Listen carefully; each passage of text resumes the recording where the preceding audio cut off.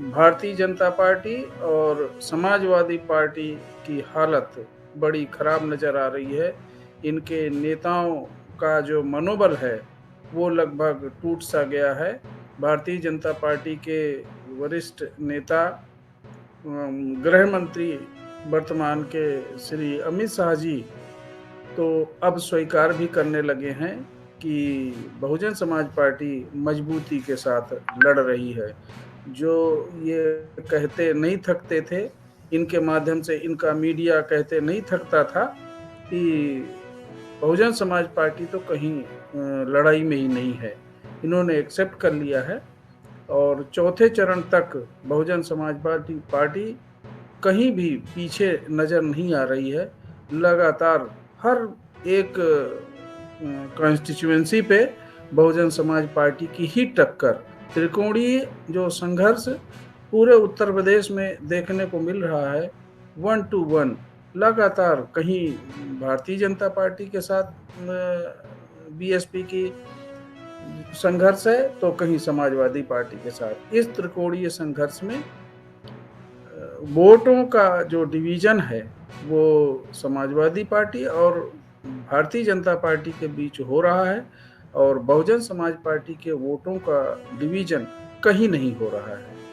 तो इस समीकरण के आधार पे बहुजन समाज पार्टी अभी भी नंबर 1 चल रही है और अगले के चुनाव में जो इन चारों की वजह से जो मैसेज जा रहा है, अगले जो 3 चरण बाकी हैं, वो बहुजन समाज पार्टी के हक में बहुत ही पॉजिटिव मैसेज गया है।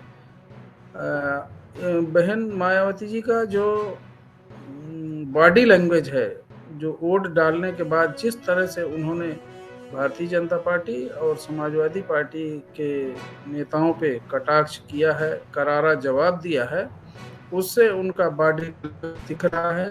साम दाम दंड भेद दोनों पार्टियों के द्वारा लगभग तीनों कांग्रेस, भारतीय जनता पार्टी और समाजवादी पार्टी के द्वारा समय समय पर गढ़े जाते रहे हैं और अब भी ये लोग पीछे नहीं हैं।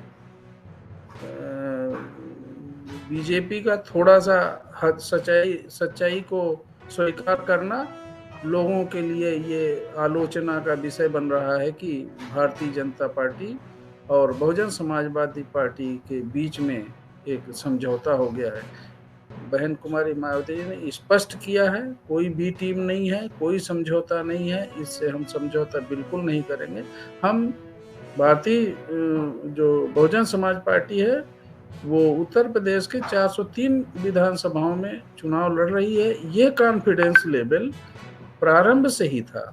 बहन मायावती जी ने कहीं भी समझौता ना करके अपना जो कॉन्फिडेंस जनता के ऊपर जताया है, जो बहुजन समाज के समर्थक हैं और सब समाज के लोगों पे जो उन्होंने कॉन्फिडेंस दिखाया है, वो कॉन्फिडेंस उनका लगातार बरकरार है और उनका कॉन्फिडेंस 4 चरण के मतदान के बाद बढ़ा है। वो बहुत आश्वस्त हैं कि निश्चित रूप से इस बार बहुजन समाज पार्टी की पूर्ण बहुमत की सरकार बनेगी ही।